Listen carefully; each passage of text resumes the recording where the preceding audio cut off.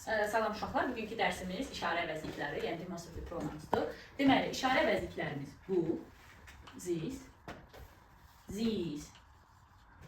o, that, those. Bu hər iki əvəzliyi yaxında olan əşyaları, yəni isimləri göstərmək üçün istifadə olunur. Fərq ondadır ki, this-dən sonra biz tək isim işlədirik. This-dən sonra isə cəm isim işlədirik. That və those uzaqda olan, yəni əlimiz çatmayan əşyaları göstərmək üçün istifadə olunur. That-dən sonra tək isim. Those-dan sonra isə cəm isim işlənilir. Məsələn, this building,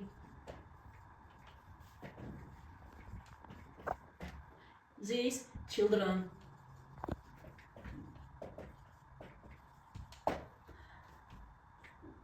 that school, o məktəb, those schools. Test edərkən nəyə diqqət edək? Əgər testlərdə over here yazılıbsa, yəni burada demək istəyir. Ona görə biz yaxında olanları götürməliyik. Yəni this ya da these əvəzliklərindən birini istifadə etməliyik. Yəni müvafiq olaraq isim təkdirsə biz over here ilə this, isim cəmdirsə o these əvəzliyini işlədirik. Əgər over there yazılıbsa, biz uzaqda olan ya zəti ya da zosu seçməliyik cavablardan. Əgər həmin isim təkdədirsə zət, cəmdədirsə zos yazacağıq. Sağ olun.